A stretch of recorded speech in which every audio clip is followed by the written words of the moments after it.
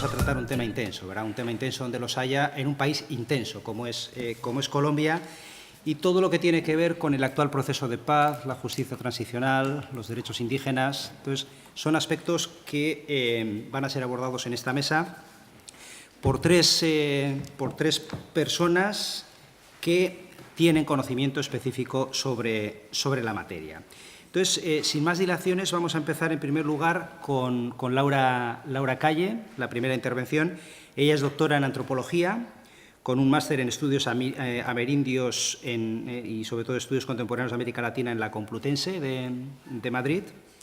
Ella es egresada por la Universidad Nacional de Colombia, pero actualmente es investigadora y profesora en la Universidad Complutense de Madrid. Pues bueno, sin más, Laura, gracias por venir, gracias por estar aquí y 15 minutos, ¿sí? Vale, muy bien. Sí, ahí la presentación, sí.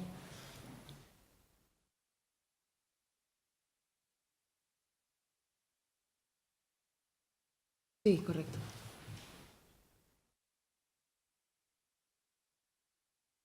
Sí, vale. Bueno, pues buenos días lo mismo viendo acá. Sí, si quieres.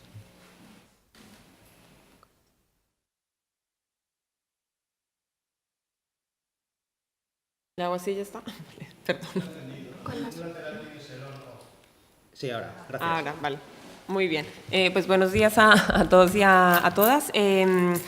Mi ponencia y de Jimena, que es mi compañera que no pudo venir, se disculpa. Quiero indagar un poco sobre los problemas, ¿no? Los conflictos que puede generar la aplicación de la Ley de Restitución de Tierras en Colombia, específicamente en territorios indígenas. Y un poco lo que queríamos plantear o indagar aquí es la importancia de historizar los procesos de despojo en Colombia, de despojo como consecuencia del conflicto armado. A ver, ¿de qué vamos a hablar hoy? Yo más entraré en un estudio de caso para ejemplificar uno de los posibles conflictos que pueden surgir a partir de la aplicación de la ley de víctimas. Como muchos de ustedes saben, en Colombia, digamos, ha habido un conflicto armado, digamos, de larga data. A mí me gusta hablar de ciclos de violencia, y durante cada uno de esos ciclos de violencia ha habido desplazamiento forzado, despojo de territorios, acaparamiento de tierras, y eso también ha generado procesos de territorialización, cambios en el uso del suelo, relocalización de poblaciones, etc. Yo me centro principalmente en el estudio de la Orinoquía colombiana. Ahí lo tenemos demarcado, ¿no? Que es lo que son los llanos orientales de Colombia, y particularmente se trabaja en el departamento del Meta y lo que es el municipio de Puerto Gaitán. En este mapa que tenemos aquí vemos demarcado lo que es la zona de la altillanura, que se conoce como altillanura, que es lo que tenemos en un verde como más clarito, y luego los diferentes puntos que vemos ahí son los resguardos indígenas que están ubicados en el municipio de Puerto Gaitán.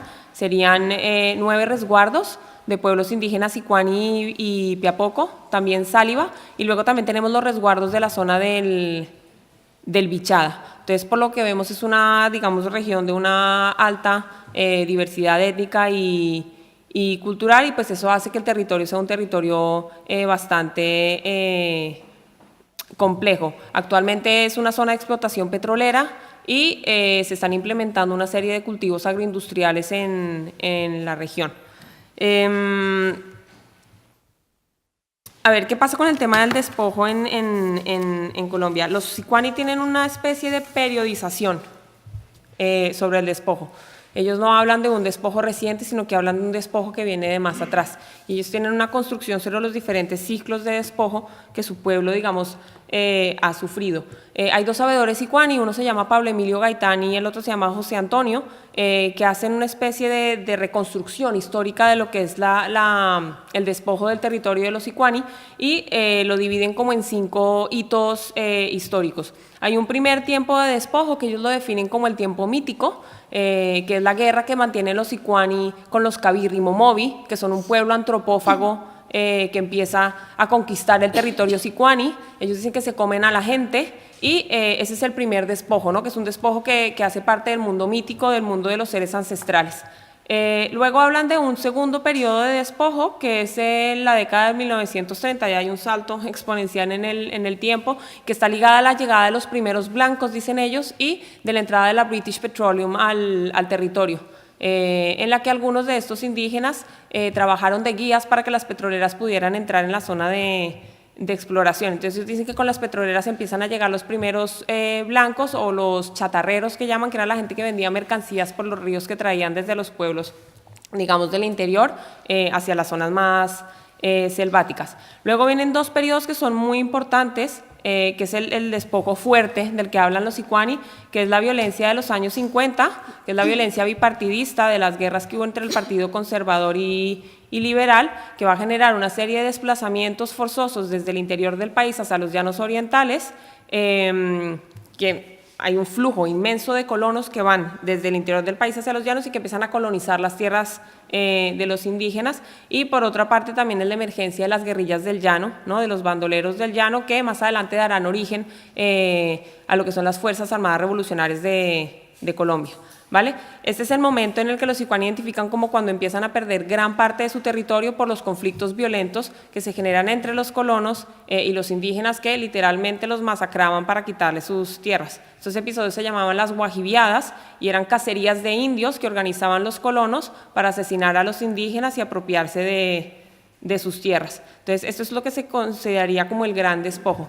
Luego, en la época de los 70s, hay un proceso de adjudicación de reservas indígenas desde el Instituto Colombiano de Reforma Agraria, que lo que hace es generar una serie de encerramientos donde ponen a los indígenas con el argumento de que, como estaban perdiendo sus tierras, entonces no ibas a hacer esos encerramientos para bajar un poco el nivel o la intensidad del conflicto que tenían con los colonos.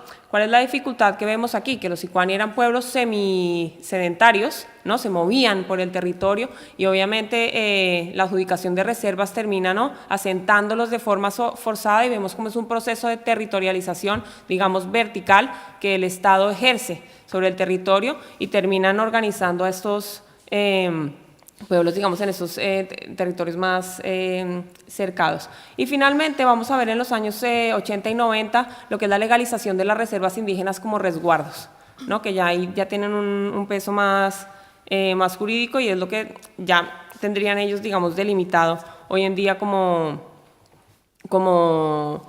territorio. ¿Qué es lo que pasa? Si vemos un poco esta periodización de lo que es el fenómeno paramilitar y el despojo de tierras en la altillanura, vemos como los grupos paramilitares, digamos, que se forman en la década de los 80 con la llegada de los narcotraficantes de la zona de Boyacá a los llanos. Ahí hay dos narcos muy fuertes, que son Víctor Carranza y Gonzalo Rodríguez Gacha. Ahí hay una guerra entre los esmeralderos, y ellos crean ejércitos de sicarios para defender básicamente sus tierras. Empiezan a colonizar el llano, se empiezan a apropiar de una serie de tierras que están ahí, y obviamente se empiezan a disputar durante la década de los 90 el territorio con las FARC, que ya se habían consolidado para entonces, para el control obviamente de zonas estratégicas, para el transporte de armas y las zonas de procesamiento, digamos, de cocaína. En ese entonces, esa disputa, digamos, con las guerrillas por ese territorio, etcétera, va a dar origen en el año 94 a lo que se conoce como las autodefensas campesinas del Meta y Bichada, o carranceros, que era el nombre coloquial que se le daban porque eran los hombres de Víctor Carranza, ¿vale? Esta gente, digamos, va a dominar el territorio durante un largo periodo de tiempo, y va a haber un proceso, digamos, de despojo y desplazamiento forzado de muchas comunidades durante este periodo en particular. ¿Qué es lo que pasa? Y aquí ya entonces voy a entrar a explicar qué es lo que pasa con el conflicto. ¿Qué pasa? Cuando el Estado, digamos, legisla, ¿no?, o sale un poco el tema de la ley de restitución de tierras, ellos dicen que solo van a reparar a las víctimas que hayan perdido, digamos, las tierras a partir del 1 de enero del año de 1991. Es decir, que solo se repararán las víctimas que hayan sido despojadas de su territorio durante ese periodo de violencia, digamos, paramilitar. ¿Qué es lo que pasa con los Sicuani?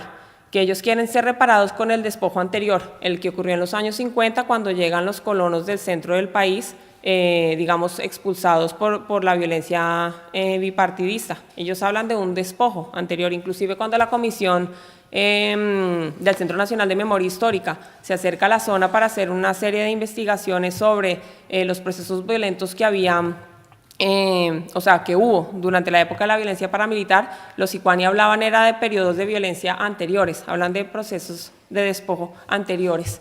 Y entonces aquí es donde aparece el conflicto, y quería hablar de un caso específico, y es que en agosto del 2016 estábamos ahí en la comunidad viendo el noticiero por la mañana y tomándonos el cafecito con Jairo, que es un capitán Sicuani, y estábamos viendo el noticiero y salió una noticia de que la Corte Constitucional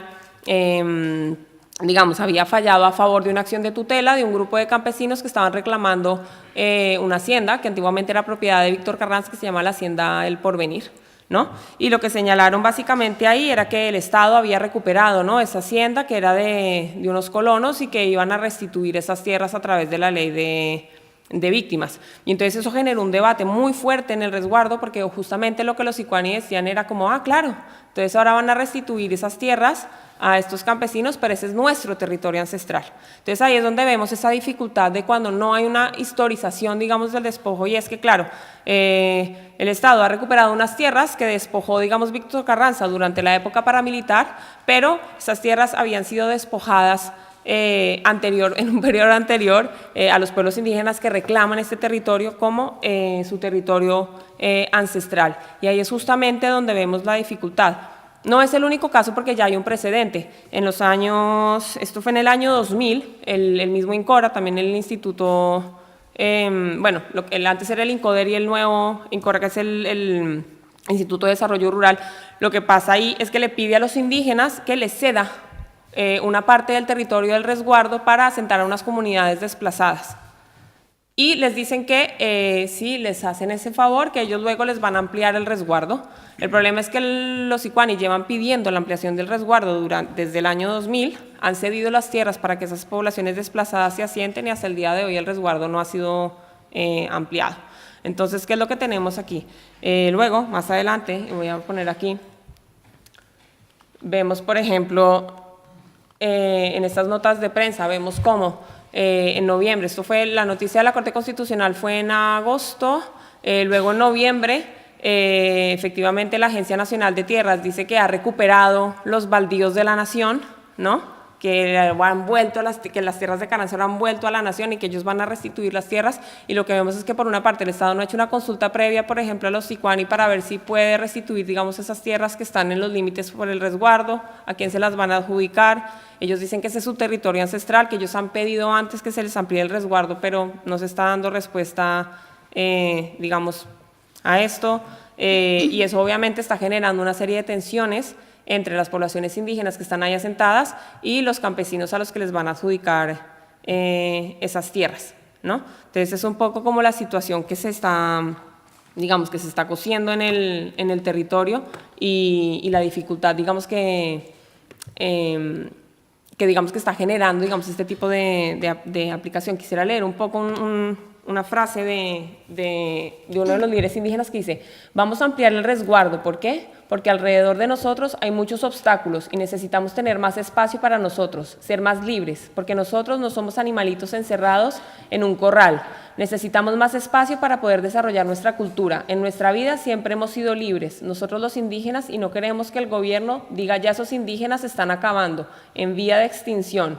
No, nosotros tenemos todavía nuestra cultura, la mantenemos, y si ya el Estado nos da la oportunidad de recuperar nuestra tierra, sería una maravilla, y agradecimiento porque se está recompensando el daño y el perjuicio que ocurrieron, no con el gobierno de ahora, sino con anteriores, ¿no? A mí esta cita me parece muy fundamental, porque de alguna forma ellos como que le están pidiendo al Estado que realmente le reconozca su tierra, y además hasta con gratitud, ¿no? Es como...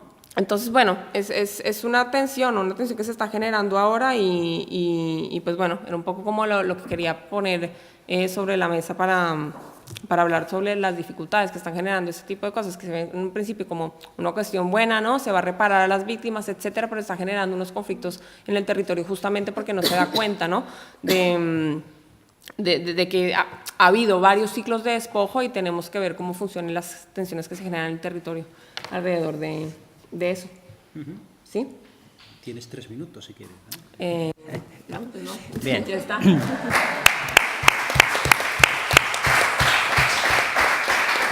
Bueno, pues muchas gracias a Laura por la presentación, por ceñirse extremadamente al tiempo, pero así tenemos más espacio para el debate, que también me parece interesante. Bien, a continuación, en segundo lugar, va a intervenir Mónica Natalia Costa. Ella también es de Colombia. Actualmente está prácticamente ya acabando su tesis doctoral, precisamente sobre el impacto del conflicto armado en los pueblos indígenas. Ella realizó su maestría en Sociología del Derecho en el Instituto Internacional de Sociología del Derecho en Oñati, y actualmente en la Universidad del País Vasco, bajo la dirección de José Ramón Bengoechea, un conocido sociólogo del derecho en este país, está ultimando su tesis doctoral. Gracias, Mónica, y 15 minutos.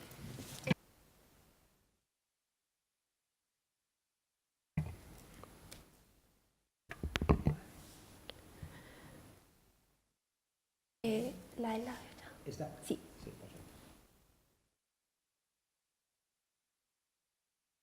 Bueno, buenos días para todos. Realmente es un placer estar acá con mis compañeras colombianas para discutir este tema. Hoy voy a hablar de encuentros y desencuentros de la justicia indígena y la justicia transicional en Colombia.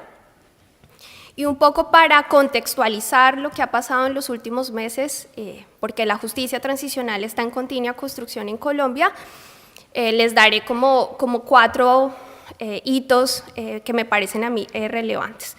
El acuerdo final y definitivo se firmó en agosto del año pasado y se suponía que era a través del plebiscito que los ciudadanos íbamos a rectificar o aprobar el acuerdo que se dio en La Habana. Ese plebiscito se dio en octubre, con lastimosamente el 50% de los que votaron lo rechazaron y una diferencia del 49% votaron por el sí. La abstención fue del 60%.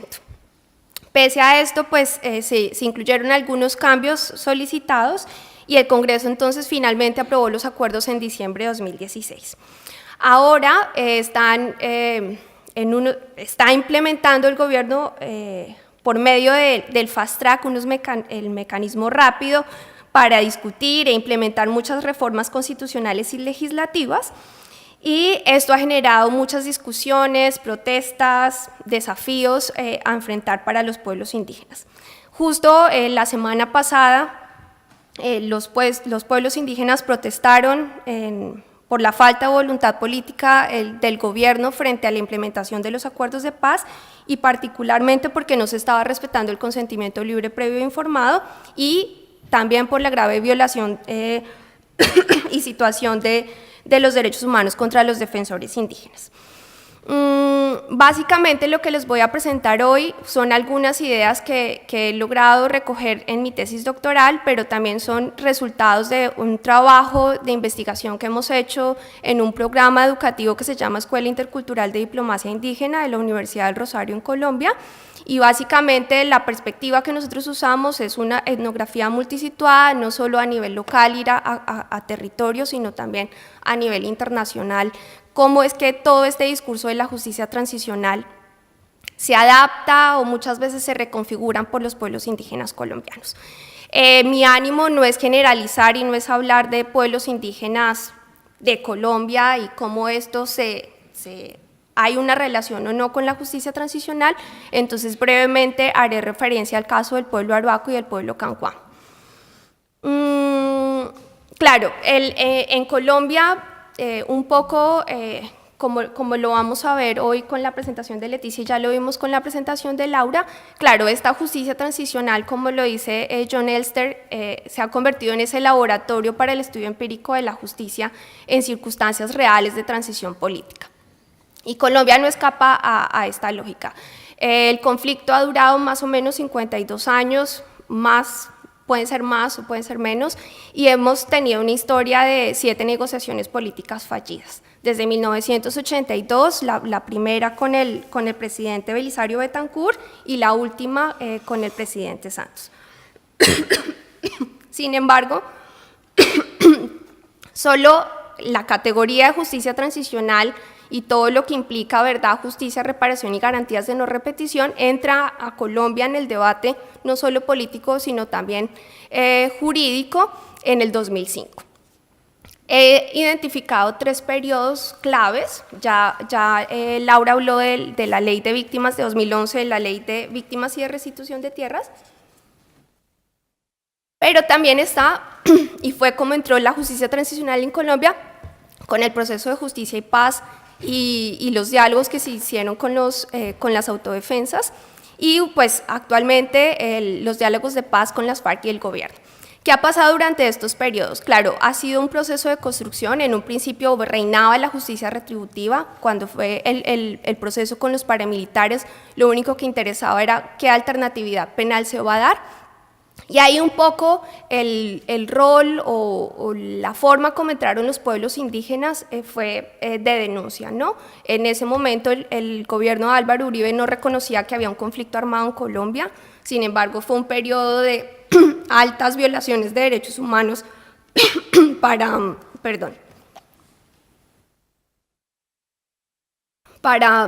no solo los pueblos indígenas, sino otros pueblos en Colombia. Y básicamente la apuesta de los pueblos indígenas fue de denuncia y de apropiarse del discurso de los derechos humanos y denunciarlo. A nivel nacional era complicado porque como el gobierno de Uribe no reconocía que había un conflicto armado y la mesa de concertación no funcionaba adecuadamente, entonces lo hacían más a nivel internacional. Debido a mucha presión de no solo ONGs, organizaciones de distinta índole, se pasa entonces a una justicia retributiva, entonces ya se está hablando de víctimas, ya se dan unas garantías de protección y lo que hacen los pueblos indígenas es identificar cuál es la agenda política de ese momento que le importaba al presidente Santos y era víctima. Básicamente lo que les voy a mostrar del pueblo Arhuaco y del pueblo Cancuamo es todo este proceso de construcción del decreto de víctimas indígenas, cómo se dio este proceso. Y finalmente entonces con los diálogos de paz ya es una mezcla entre justicia retributiva y justicia restaurativa, entonces ya estamos hablando de medidas no solo de justicia, no solo penales de tipo penal, sino estamos hablando de un programa amplio de reparación, de restitución, ya estamos hablando de una comisión de la verdad y de nuevo los pueblos indígenas para entrar en esta dinámica de la agenda política nacional lo que hacen es empezar a hablar de paz, de construcción de paz desde lo indígena, que es un poco lo que va a presentar Leticia en la siguiente presentación. Pero en medio de todo este panorama de la justicia transicional en Colombia, ¿qué es lo que sucede con las justicias indígenas? Y básicamente, como lo mencionaban ayer, claro, la autonomía y la autodeterminación permiten que en Colombia se reconozca la jurisdicción indígena, tanto la Constitución Política como la Corte Constitucional, que da diferentes criterios para determinar cuándo un caso se lleva o no a la jurisdicción indígena. Sin embargo, este tema particular de justicia transicional, lo que he logrado percibir, los pueblos indígenas siempre tienden a asociarlo, si les hablan de justicia transicional, siempre es, bueno, el tema de justicia, ¿qué tenemos que hacer? ¿Qué procesos vamos a llevar? No hay como una discusión muy profunda respecto a justicia transicional en un marco amplio, sino que básicamente siempre lo han hecho por las distintas categorías y dependiendo de la agenda política lo que les presente. Si están hablando de memoria y el Centro de Memoria Histórica va a la mesa permanente de concertación, pues será el momento de discutir eso. Ahora está la Comisión de la Verdad, ¿cómo se va a discutir? Capítulo étnico, ¿de qué manera? El debate entre jurisdicción especial indígena y jurisdicción de paz recientemente empezó, entonces más adelante voy a mencionarles algunos retos que genera, pero que aún no se han discutido y aún no se han acordado. ¿Qué pasa con entonces esta jurisdicción indígena? Claro, nos encontramos ante diversos sistemas de resolución de conflictos, unos están reinventados dentro de los mismos procesos de reconstrucción de identidad, como es el caso del pueblo Cancuamo, hay otros que perdurarán en el tiempo, que han perdurado en el tiempo, otros que apropian normas y leyes y dan un significado diferente.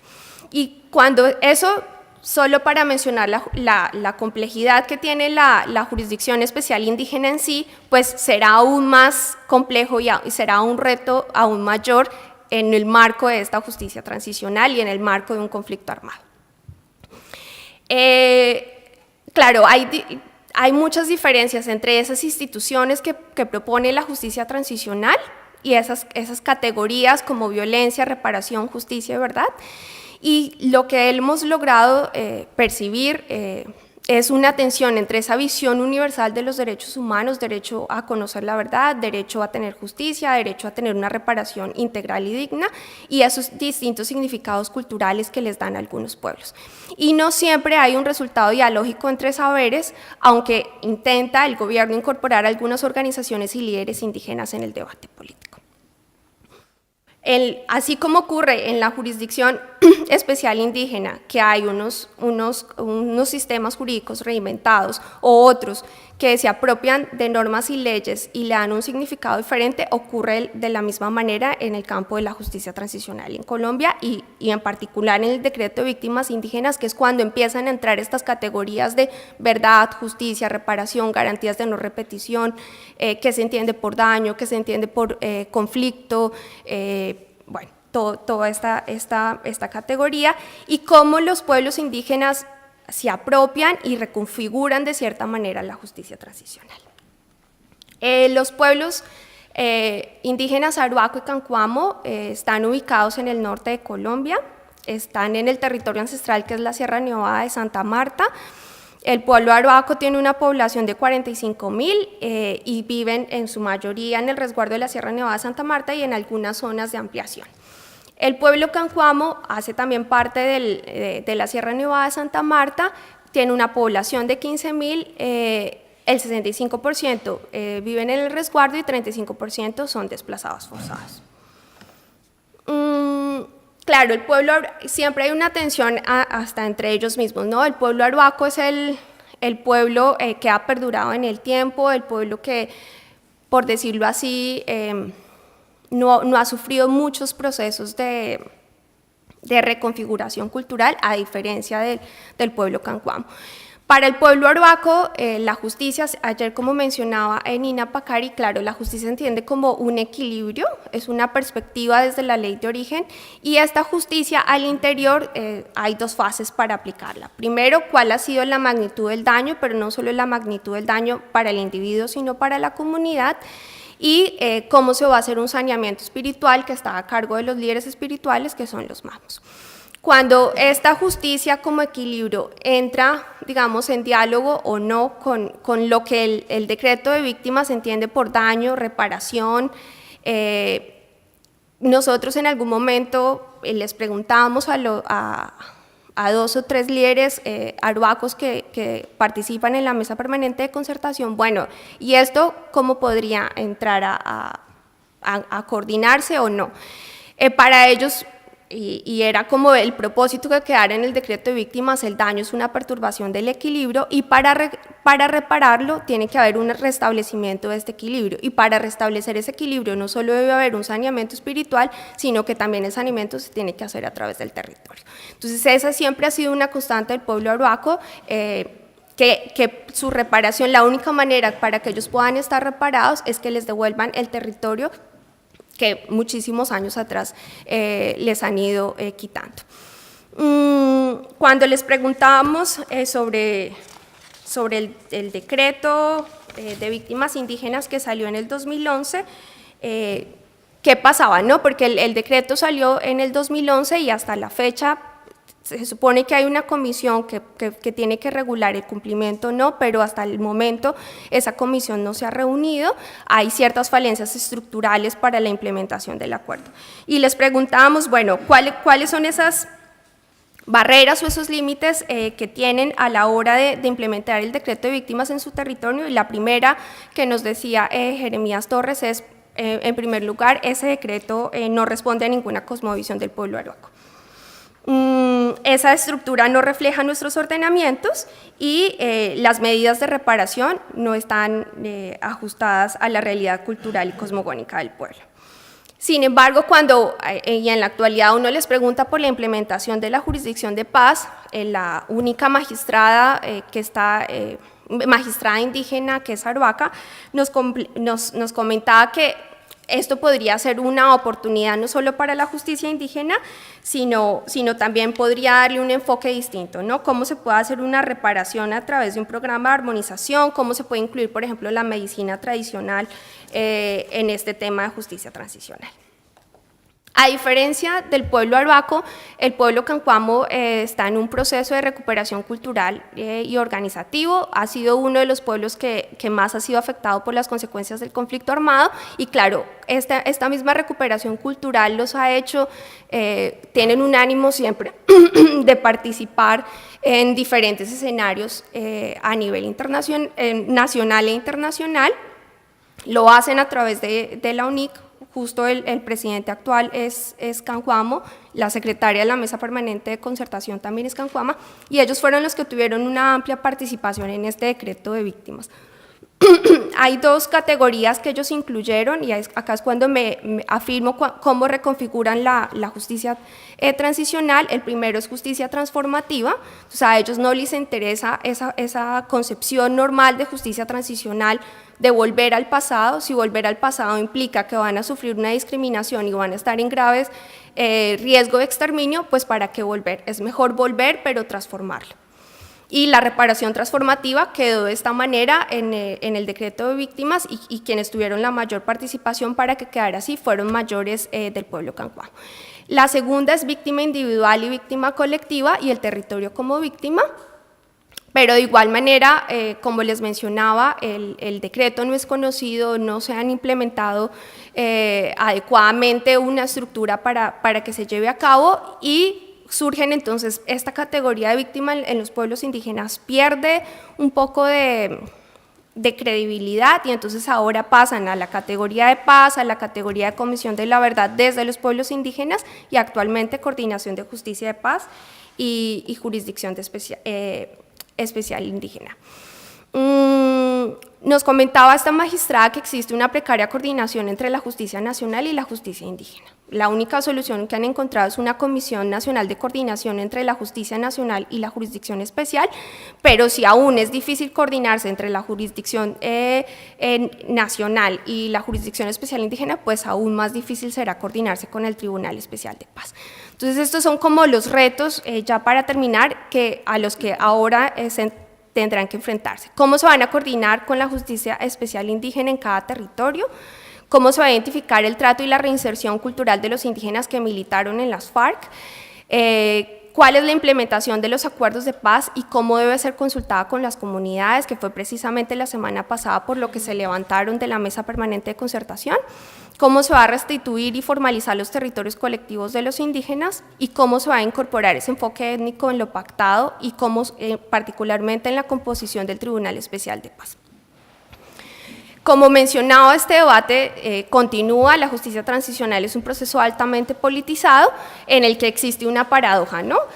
Algunas prácticas locales son incorporadas, claro, hay procesos jurídicos consuetudinarios como esto de entender el territorio como víctima, justicia transformativa, o se incluyen algunas ONGs locales o élites locales, pero sin embargo todas estas experiencias siguen estando incluidas dentro de este marco jurídico internacional de justicia transicional, nacional de justicia transicional y siempre continúa adecuándose a las agendas políticas nacionales. Muchas gracias.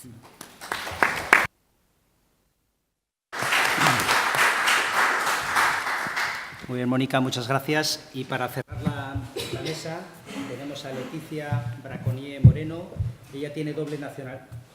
Sí. Ella decía que tenemos a mi izquierda Leticia Braconier Moreno, tiene doble nacionalidad, franco-colombiana, es licenciada en Derecho y actualmente está en una fase de preparación de su tesis doctoral en antropología jurídica, precisamente sobre la cuestión del pluralismo jurídico en la justicia transicional colombiana. Entonces, Leticia, gracias por venir y adelante. Bueno, darme la oportunidad de participar en este panel. Entonces, ya se ha mencionado la vulneración especial de los pueblos en el conflicto armado Y por mi parte voy a observar un poco qué tipo de pluralismo jurídico se ha incluido en el acuerdo de paz con el capítulo étnico, más que todo, y cuál es su alcance para el derecho propio de los pueblos en Colombia en el posconflicto. Mi trabajo se basa sobre una tesis de maestría en Derechos Humanos realizada en francés, en la cual observé el proceso de paz el año pasado y las relaciones desiguales de poder entre los grupos étnicos y el gobierno y los negociadores de las FARC. Voy a hablar principalmente primero de las dificultades de los pueblos para llegar hacia las mesas de conversaciones en La Habana, luego de los resultados de esa inclusión en la mesa y de los límites a la hora de aplicar este capítulo étnico con los derechos que conlleva. Entonces, podemos resumir que las víctimas han sido especialmente, las víctimas pertenecientes a grupos afrodescendientes, indígenas, han sido especialmente vulnerados porque aunque representan solamente 13% de la población colombiana, más de la mitad de las víctimas pertenecen a esos grupos, entonces es una representación dentro de las víctimas desproporcionada. En general, en los procesos de justicia transicional se pone a las víctimas en el centro de las negociaciones. Sin embargo, en este proceso, aunque se convocaron a varias delegaciones de víctimas durante los diferentes puntos de los acuerdos, no se convocaron en un principio a los pueblos étnicos y ellos tuvieron que luchar y salir a las calles, protestar, organizarse para estar incluidos en la mesa de conversaciones. Entonces hay que subrayar eso, que eso fue resultado de una insistencia y de un poder de movilización fuerte que se manifestó sobre todo en el primer semestre de 2016 con el paro étnico, agrario y popular que buscó impactar hacia La Habana, hacia las mesas de conversación. Entonces la idea era más que pedir el fin de la ocupación de sus territorios, reparaciones adecuadas y también la inclusión de su cosmovisión en el discurso alrededor de la paz, tomando en cuenta que ya tienen mucha experiencia desde el territorio, desde sus territorios en donde ha sucedido más que todo el conflicto, hacia conciliación, hacia negociación interétnica, por ejemplo. Entonces, al final sí fueron invitados, se invitaron 2 días en junio de 2016 en el último punto sobre la implementación de los acuerdos, mientras les hubiera gustado participar en los puntos sobre las tierras, en los puntos sobre participación política, sobre jurisdicciones especiales para la paz. Entonces, para asegurarse de la inclusión de su percepción de la paz, escribieron un capítulo étnico que entregaron en agosto, justo antes de la firma de los acuerdos, de 20 páginas con todos los derechos que pensaban importantes mencionar en el texto final y hasta el día de la firma, hasta el 24 de agosto, no se sabía y el gobierno no les daba informaciones a los líderes si se iba o no a incluir el capítulo étnico en el texto final. Entonces, bueno, se constituyeron sobre todo por parte de la ONIC en asamblea permanente, mandaron nuevamente delegados hacia la mesa de La Habana para hacer una última presión y finalmente sí se incluyó el capítulo étnico elaborado por esa comisión étnica. Entonces, ¿cuáles son los derechos que aparecen en ese capítulo étnico? Primero hay que subrayar, como lo hablamos ayer con Irene Bellier, la palabra étnico aparece y no indígena y no autóctona, y es porque hay una idea de incluir el multiculturalismo con los pueblos afrodescendientes también y las poblaciones de rom y gítanos, aunque ellos no acudieron al final en la Comisión Étnica de La Habana, sí fueron invitados como los pueblos afros y negros y indígenas, pero no estuvieron en las mesas de conversaciones. El capítulo étnico empieza por consideraciones generales que reconocen el perjuicio histórico a los pueblos, que fue agravado por el conflicto armado, pero también el poder que se les debe otorgar a los pueblos. Entonces, lo voy a citar, la segunda consideración. Considerando que los pueblos étnicos deben tener control de los acontecimientos que les afectan a ellos y a sus tierras, territorios y recursos, manteniendo sus instituciones, culturas y tradiciones.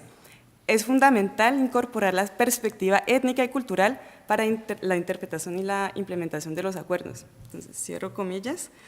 Vamos a ver cómo se desarrolla ese control y ese mantenimiento de las instituciones propias.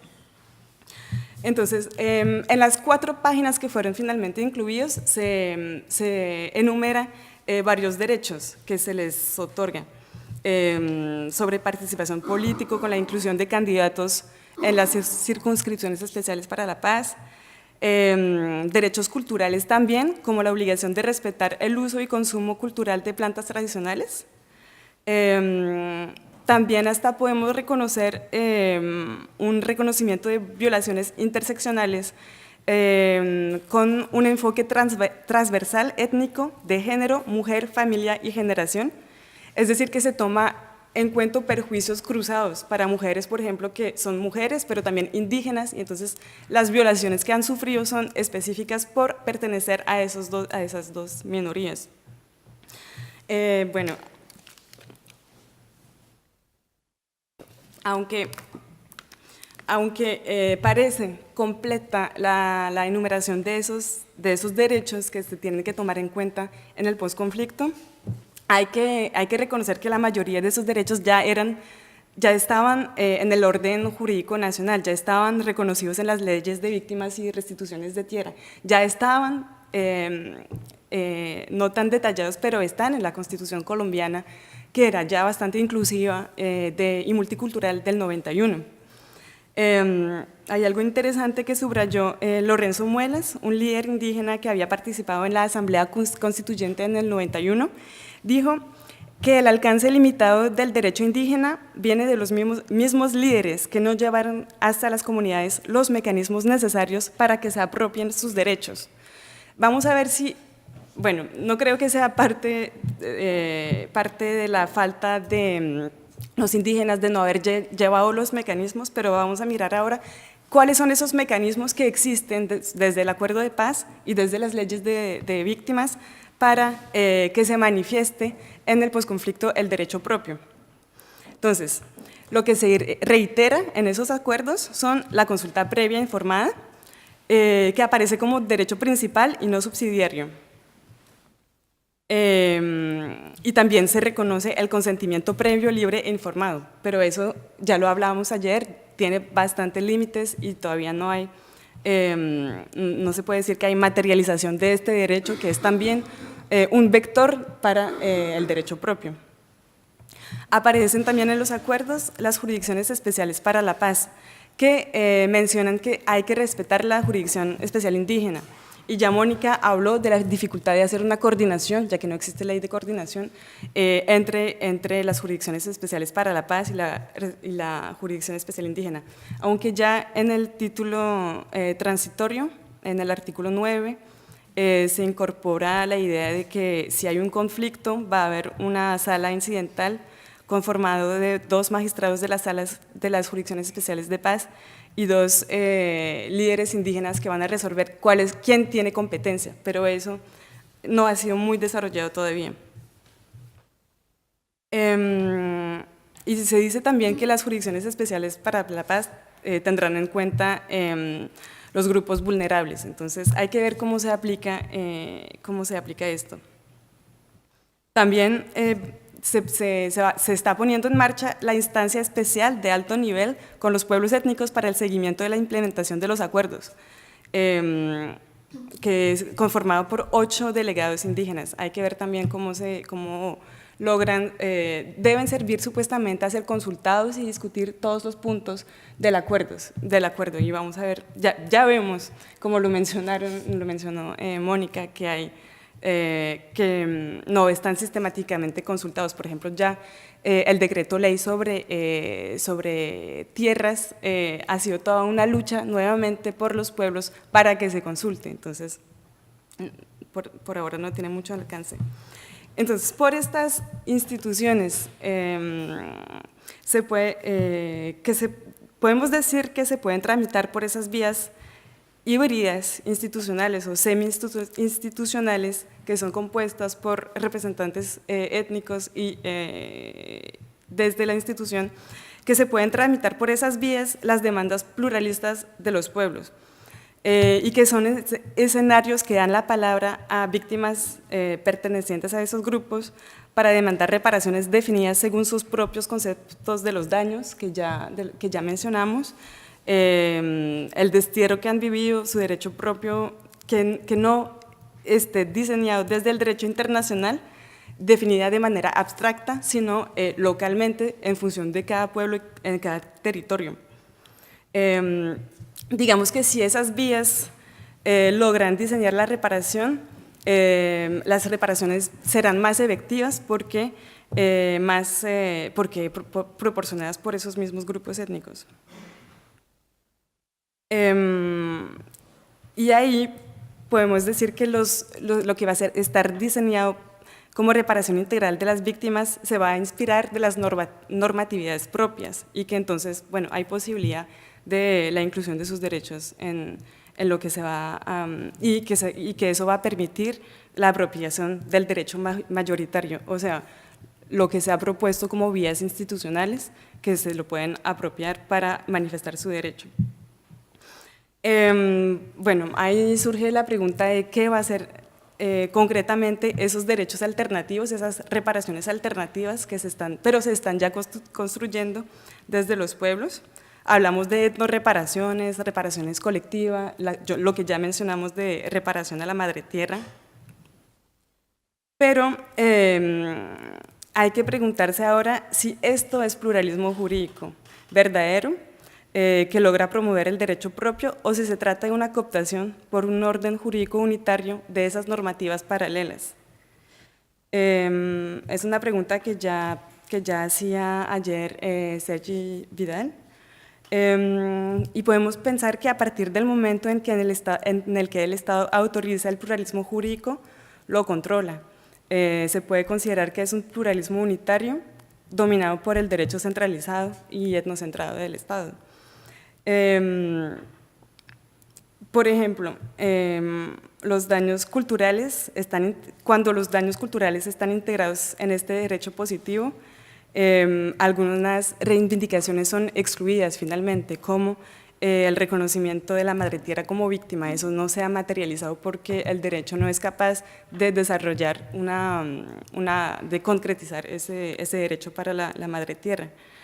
El politólogo Carlos Andrés Vaquero llama la atención sobre esos riesgos de la apropiación de los términos propios de las minorías por el Estado y dice: en ese proceso se logra más visibilización y más control, pues cuando se nombra, al mismo tiempo se libera y se domestica.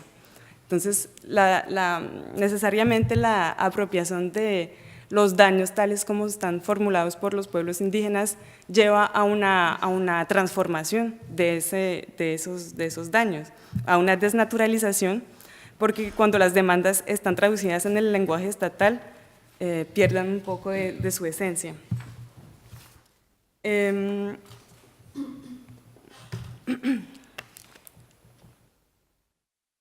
Entonces, más que un verdadero pluralismo jurídico horizontal, como se decía ayer, consideramos que se trata más, lo que está surgiendo, más de una rama del derecho estatal, que se puede llamar el derecho de las minorías, que sigue siendo determinado de manera centralizada, como una rama del derecho ordinario, finalmente, de las minorías, porque siguen siendo consideradas como tal.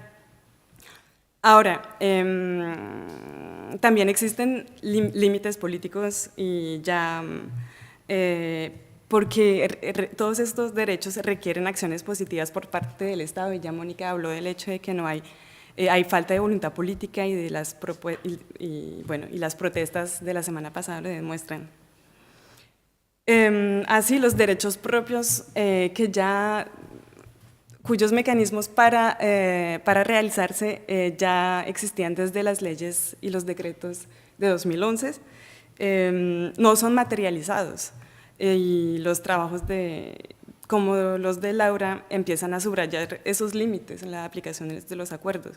Y las movilizaciones en todo el Pacífico de este mes muestran que no hay cumplimiento de los acuerdos. Tuvieron lugar en los lugares más aislados de Colombia y surgieron pueblos afros y también indígenas que se vincularon con sus demandas. Entonces, y todos esos mecanismos con el vocabulario ya estaba acordado en las leyes anteriores. Entonces, todo eso hasta ahora constituye más derecho formal cooptado por el Estado que derechos verdaderos. Y para terminar, lo anterior remite a la idea que el derecho propio no tiene alcance mientras no se respetan los derechos fundamentales, los derechos a la vida, los derechos económicos y sociales de los pueblos. Y lo que demandan los pueblos indígenas es que la guerrilla de las FARC dejó las armas, pero no hay garantía de no repetición, ya que existen muchos conflictos sociales y con otros actores armados en todo el territorio. Y hasta que no tengan derechos a la vida, pues no habrá derecho a la vida, derecho a la tierra, no habrá paz. Había un líder indígena que decía que, por ejemplo, tienen propias definiciones de la paz y decían que no habrá paz mientras lo que no se hace lo que se debe hacer con la madre tierra.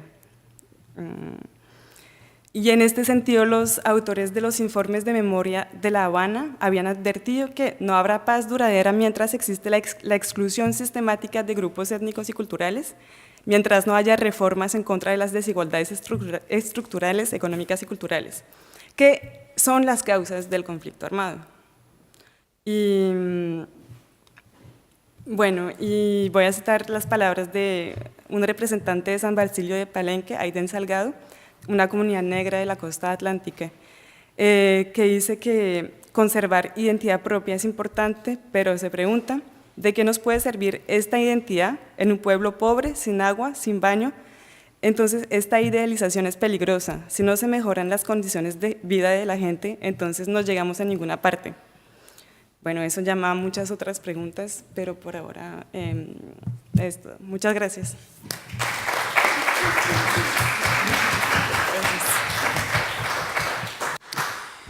Bueno, pues entonces, después de estas 3 presentaciones, tenemos media hora, la verdad es que vamos bien de tiempo, sobre un conflicto y sobre una complicada, ¿verdad?, y controversial relación entre el pluralismo jurídico, la justicia transicional, justicia indígena. La verdad es que hay muchos puntos, muchos retos sobre los cuales yo creo que merece la pena reflexionar. Entonces, cuando ustedes quieran, Carolina, por favor, el micrófono.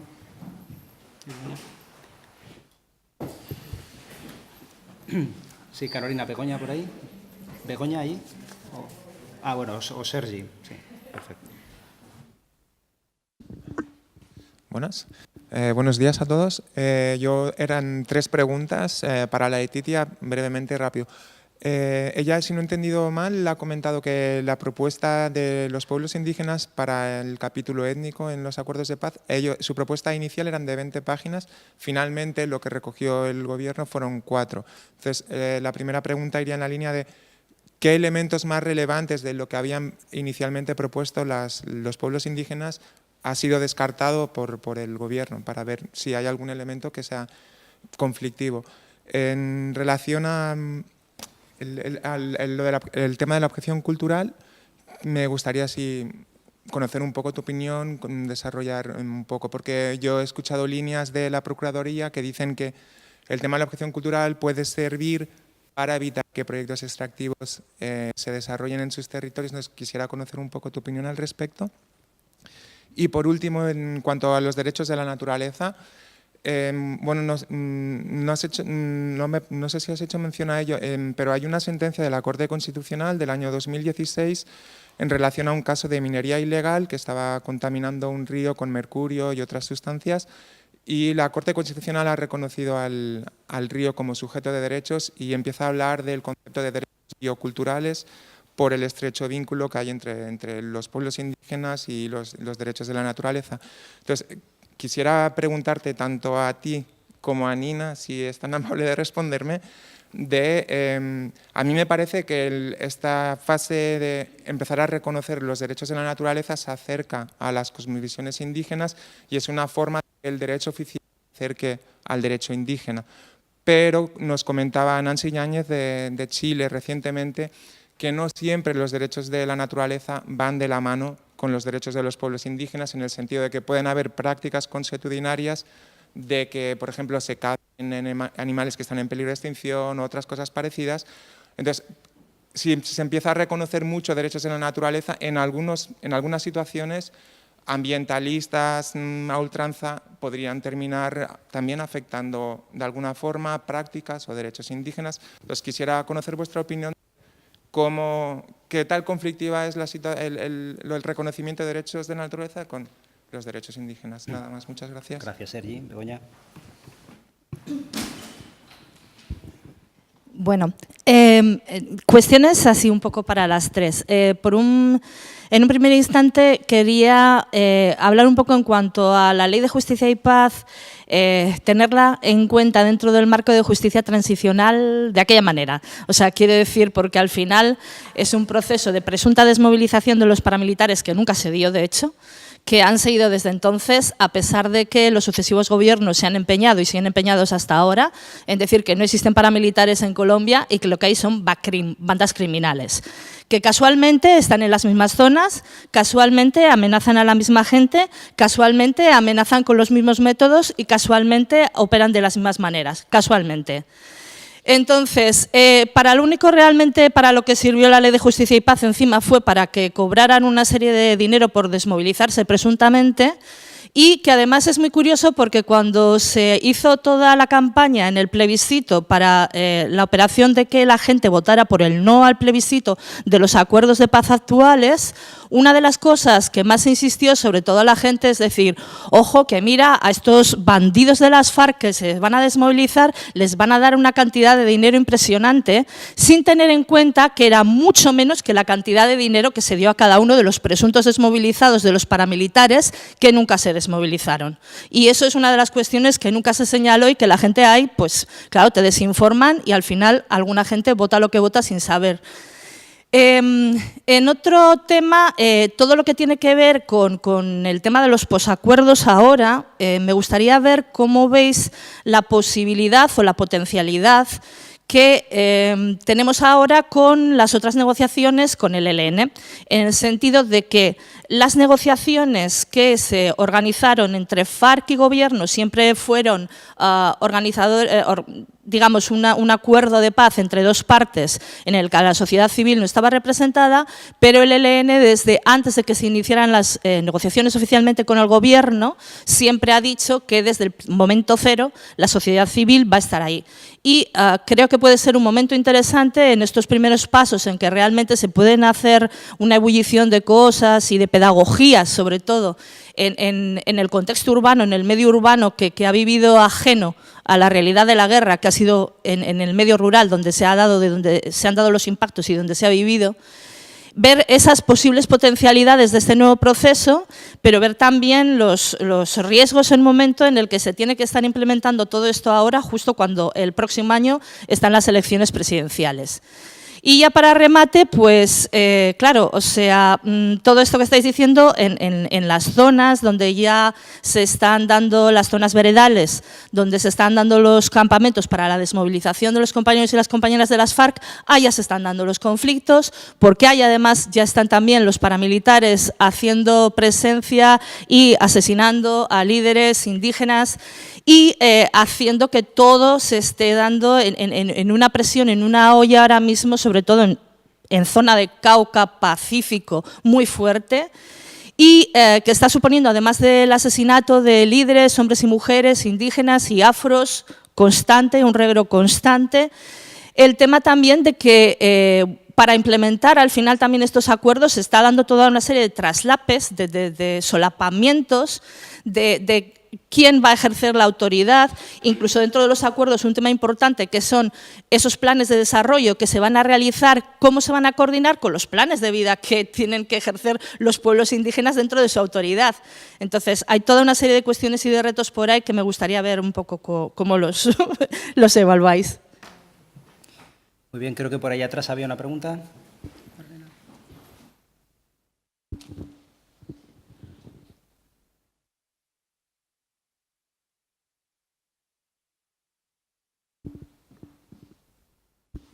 Bueno, muy buenos días.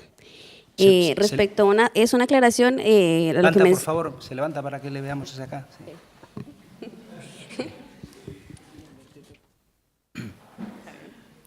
Bueno, muy buenos días.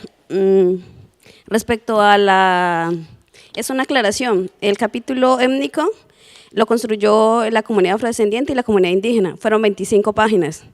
Era la última noche y aún no estaba incluido en los acuerdos de paz. O sea que a última hora, antes de salir a la luz pública, el capítulo solamente tomaron una parte y los grupos y comunidades están con mucho malestar porque no, o sea, lo que ellos consideraron importantes y lo demás lo omitieron. Y respecto a no hay una propuesta de implementación en el del capítulo étnico en este momento y en las comunidades hay mucha incertidumbre respecto a los grupos de las FARC que pertenecían a las comunidades y que se desmovilizan. O sea, hay un reto bastante alto, pero también no hay una respuesta por parte del Estado, porque fue más como una imposición y no una participación. Sí, y ya para antes de cerrar esta primera ronda, Lieselot, ahí, sí.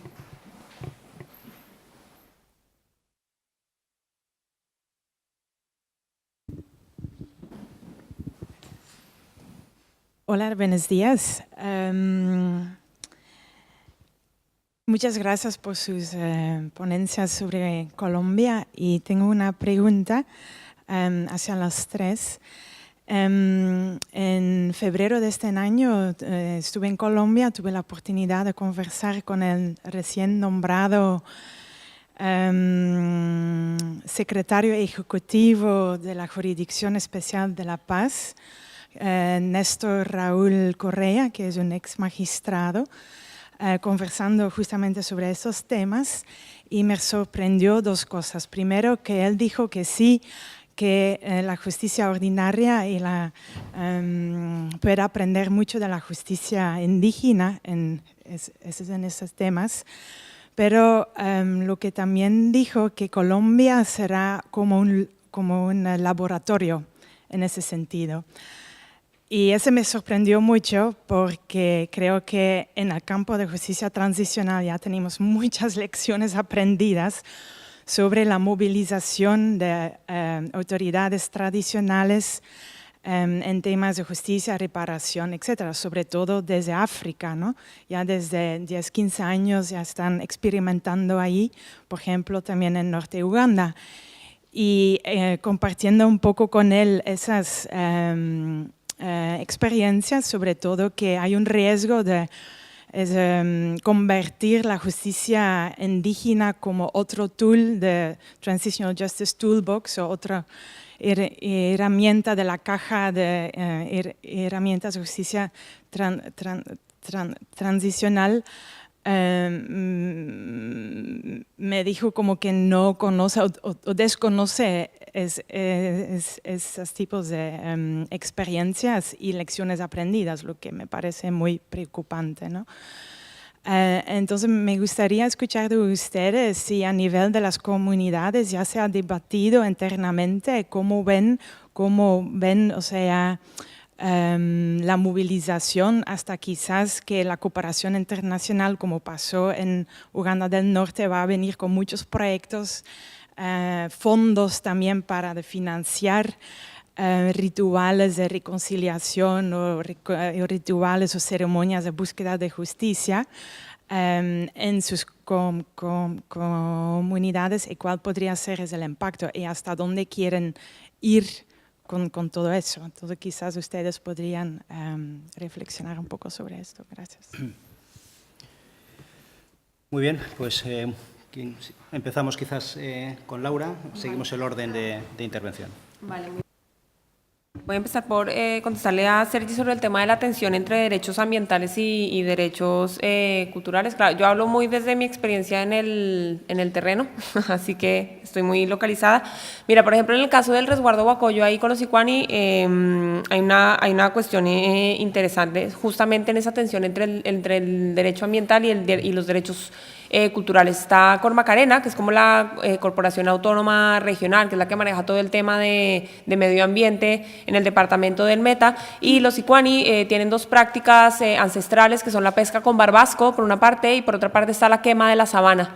En el periodo de las lluvias al verano. ¿Vale? Son dos prácticas culturales arraigadas, pero Cormacarena ha prohibido tanto la pesca con barbasco como la quema de la sabana por temas de legislación ambiental. Entonces ahí se han generado una serie de, evidentemente, digamos que la pesca con barbasco era ambientalmente viable cuando los Sicuani tenían su territorio, pero pues hoy en día que están encerrados en esos mini resguardos, obviamente no pueden hacer los sistemas de rotación natural para que las lagunas se recuperen y se pueda, digamos, hacer la pesca con barbasco de manera normal.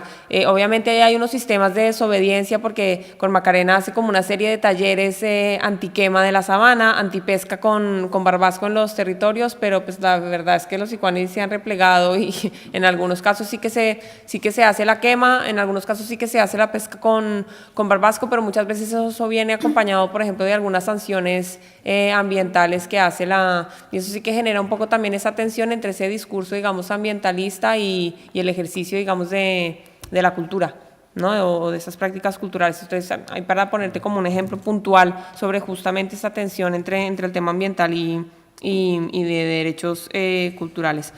Para responder a la cuestión que planteaba Begoña, por ejemplo, en el caso de los llanos, por ejemplo, que yo observé, ¿no? Y viví también en campo, es que evidentemente se da el proceso, yo estoy en terreno cuando se da el proceso de desmovilización de las autodefensas campesinas de Meta y Vichada, y lo que vi básicamente fue una reposición de los retenes paramilitares por bases del Ejército Nacional. Entonces lo que hubo fue una militarización del territorio y luego hubo unos grupos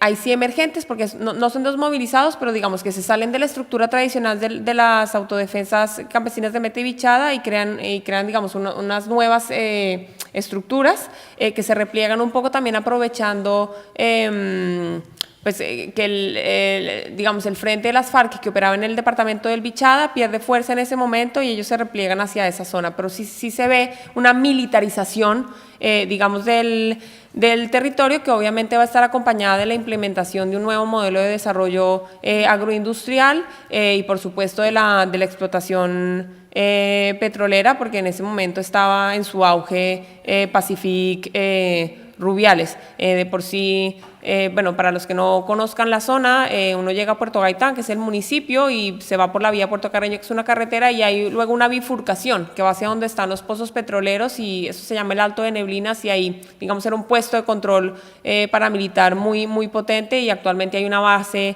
temporal del Ejército Nacional de Colombia, ¿no? Entonces vemos un poco como esa...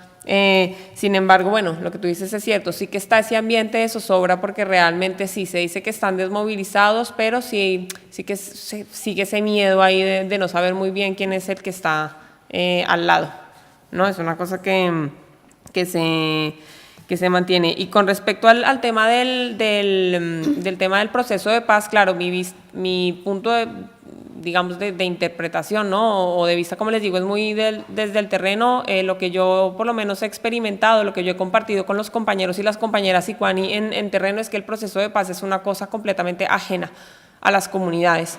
Y así como yo les comentaba que nos habíamos enterado por la televisión que iban a restituir las tierras al lado del resguardo, pues del proceso de paz también se enteraron por la televisión, ¿vale? Y es la manera en que ellos lo viven, como una cosa que es ajena a ellos, en la que no se les ha tenido en cuenta, no ha habido procesos de socialización sobre el proceso en los territorios, ellos no se sienten representados por las organizaciones indígenas que están sentadas en las mesas. Yo hablo de lo que me cuentan a mí los comuneros y las comuneras, no los líderes y lo que está, digamos, más ligado a las instituciones, sino de lo que viene siendo el compañero indígena o la compañera indígena de a pie. Entonces ahí hay como un no diálogo, una no información, y realmente cuando nosotros vimos por la televisión el tema de los acuerdos de paz, yo lo que veía en los compañeros y en las compañeras indígenas era como una no ilusión. Ellos creían que realmente su situación y los problemas que ellos tienen en su cotidianidad no van a cambiar, digamos, a raíz de eso. Ellos dicen que va a seguir más de lo mismo, ¿no? Y lo ven como una especie de continuum, ¿no? Y obviamente el reclamo constante es que no se les está teniendo en cuenta, que no se les está consultando, que no se les está preguntando, y un poco como, y volviendo un poco también a mi ponencia, es que efectivamente con el tema, por ejemplo, de lo de la restitución de tierras a los campesinos, ellos me decían, como a nosotros nos parece bien que a los desplazados les den tierras, pero que no nos quiten las nuestras, ¿no?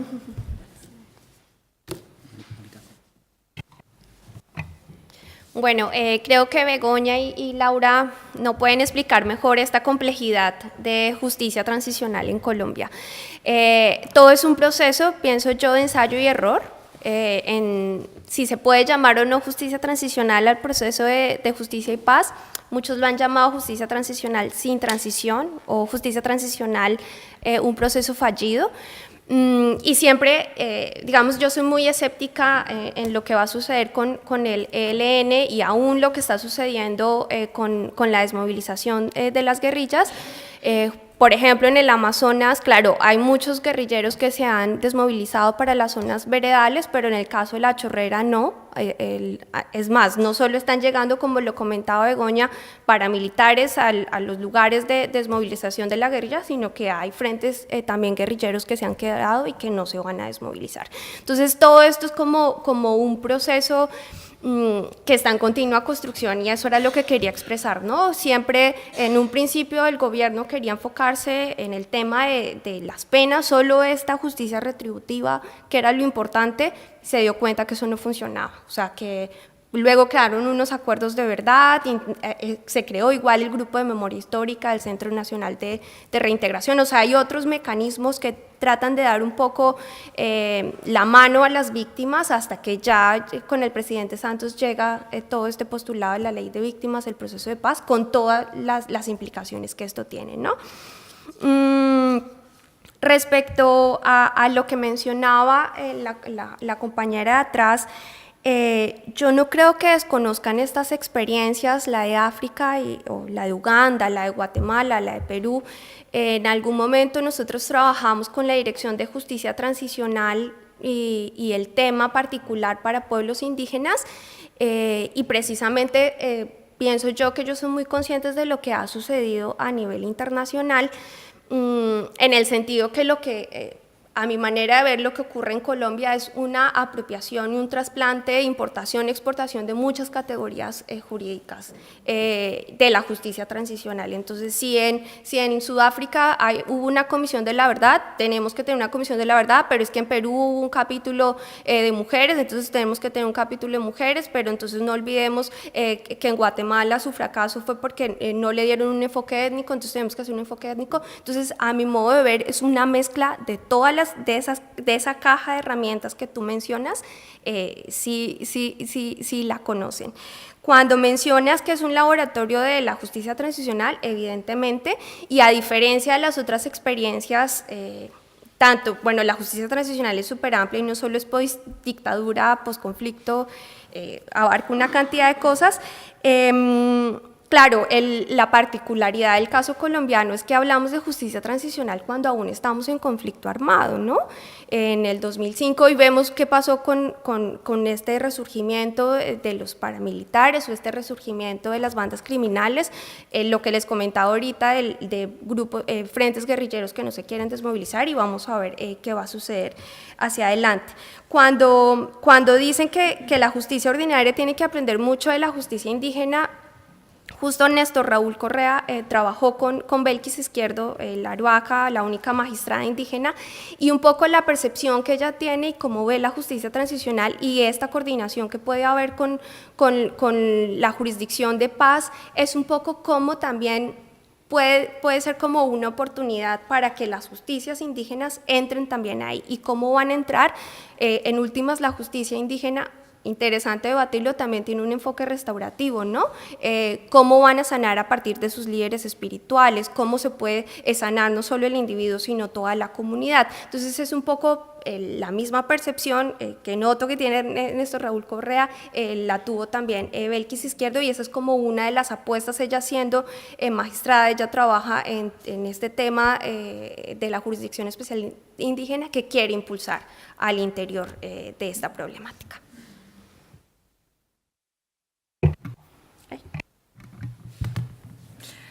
Bueno, ya se ha respondido mucho de las preguntas. En cuanto a la inclusión del capítulo étnico, creo que la compañera puede responder mucho más que yo sobre lo que contenía el capítulo y los últimos, lo que fue retirado. Sin embargo, se puede comparar con lo que pasó con la Comisión de Género.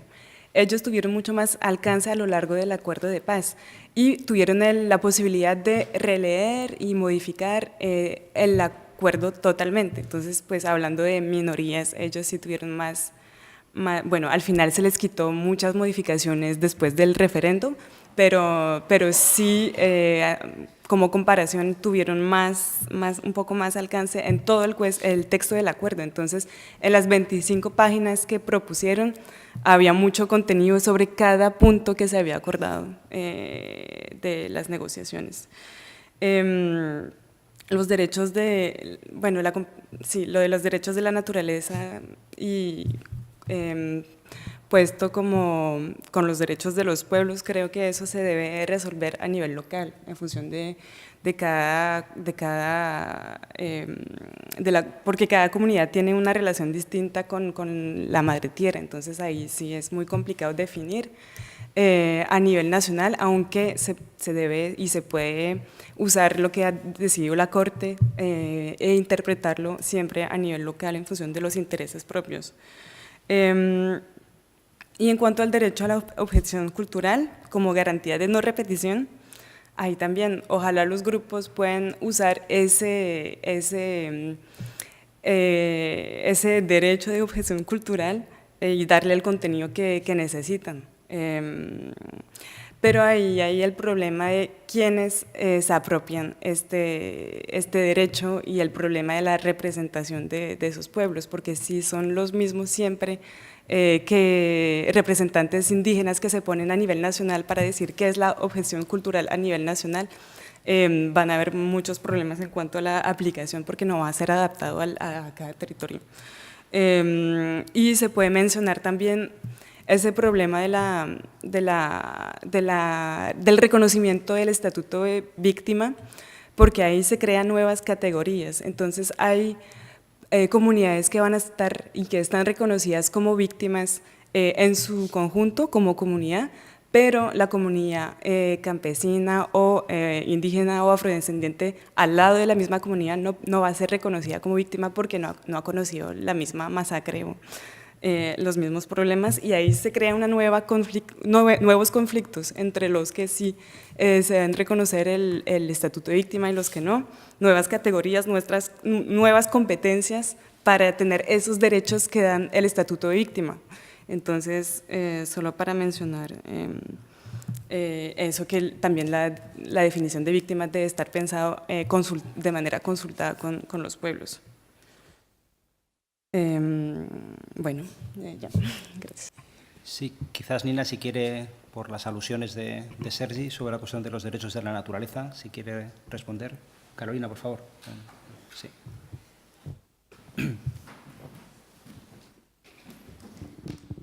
Bueno, la experiencia que hemos tenido en el Ecuador cuando se debatió la constituyente de 2008 es que, de acuerdo a la visión de los pueblos indígenas, en principio decíamos no había para qué separar los derechos de la naturaleza porque es parte consustancial de un todo. Pero los movimientos ecologistas decían para proteger el medio ambiente, la naturaleza sería bueno que sea reconocida como sujeto particular. Entonces yo creo que lo que se dio en el Ecuador es un pacto epistémico, es decir, los conceptos que teníamos desde los pueblos indígenas con la lucha medioambiental, como que había una conciliación y por lo tanto dijimos, bueno, colocamos el sujeto la madre naturaleza como sujeto de derechos. Pero también se acompañó en que ese sujeto de derechos va a ser defendido por las personas, es decir, cualquier persona puede denunciar y defenderla, como cualquier colectivo o como los pueblos indígenas o con personalidad jurídica. Por lo tanto, no quedaba sola en una declaración como para que no se pueda actuar por el sujeto derechos de la naturaleza en ese sentido.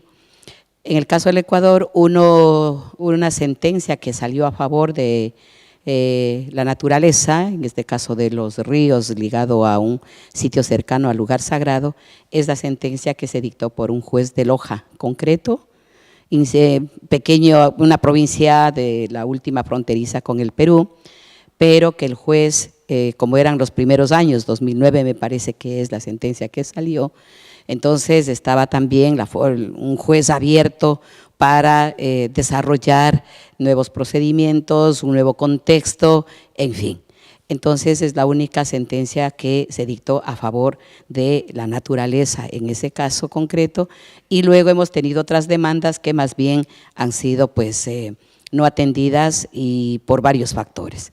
Ahora, de hecho, vemos nosotros que tanto desde el punto de vista desde los pueblos indígenas como parte de su propio derecho o como el derecho más concreto como de la naturaleza, es necesario que puedan constar y creo que en legislaciones a nivel internacional se están dando porque no somos sociedades estáticas ni la propia naturaleza es estática y si se dan movimientos sísmicos, telúricos, modifican en cierta forma y obligan también para que la sociedad considere esos factores.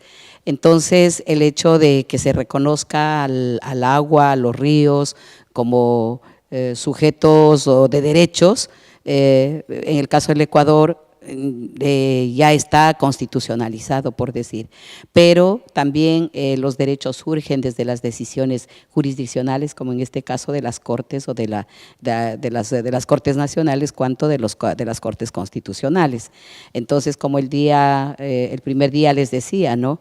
En el caso del Perú no está en la Constitución el derecho a la verdad, pero un pronunciamiento, una sentencia de la Corte Constitucional del Perú, sí. Y ahora es reconocido como uno de los derechos de las personas, de las familias en el país, pues el de conocer la verdad. Asimismo, en el caso de la naturaleza como sujeto de derechos, puede irse reconociendo.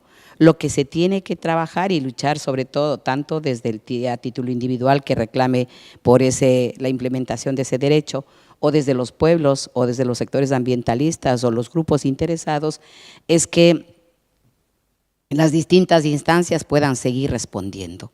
Esto es, por ejemplo, en el caso del Ecuador, perdimos el proceso porque el juez dio un tratamiento ligado al civilismo, por un lado, y por otro con una formalidad procesal que si la prueba no se presentaba en el momento de la audiencia, porque ahí había que presentar la prueba, pues le desecha la demanda. Entonces hay unos formalismos que están por sobre el derecho sustancial y creo que el juez tiene la posibilidad de ponderar y decir, siendo nuevo derecho, de qué modo, además de eso era el primer caso, el segundo caso diremos en el Ecuador, era necesario generar elementos que puedan también acompañar en ese proceso. Por ejemplo, si es un sujeto que no se mueve, la naturaleza, en este caso del páramo de Tangabana, no se va a mover. Uno de sus derechos sustanciales en el proceso es que el juez, sin necesidad de petición de parte, pueda realizar una inspección en el sitio. Si aquello no se hace, o es violación al debido proceso o es violación a un derecho sustancial.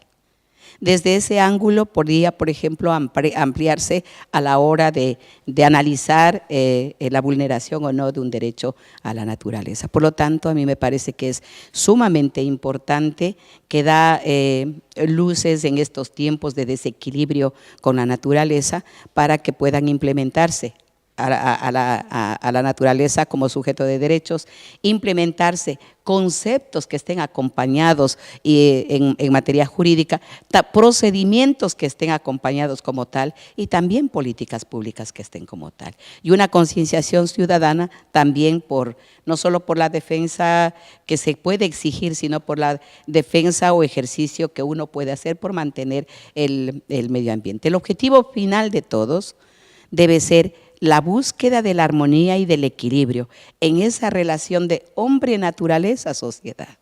Cuando hay una ruptura de ese equilibrio, de esa armonía, son los desencuentros y los problemas que tenemos, no solo en el ámbito social, sino también en el ámbito ya ecológico, medioambiental, y cuando decimos, bueno, los países desarrollados son los que más veneno están lanzando al mundo y por lo tanto, ¿cómo parar aquello? Yo creo que todavía no hacemos una concienciación desde nuestra condición de seres humanos y apuntalamos de pronto prioridades de otra naturaleza y no relacionada en función de esa búsqueda de equilibrio. Y ojalá las civilizaciones y las culturas que tengan que ver con un manejo de esa armonía, pues podamos de una u otra manera dar elementos, no recetarios, pero sí algunos elementos que puedan servir y contribuir para una convivencia general en la humanidad. Por lo tanto, yo, no obstante decir es parte de nuestra cosmovisión, me parece que se puede procesar como parte de una globalización importante para la defensa de la naturaleza, que implica a la vez la defensa de nuestros propios pueblos y de nuestra propia vida. No sé si ese elemento puede hacer algún aporte desde nuestra experiencia.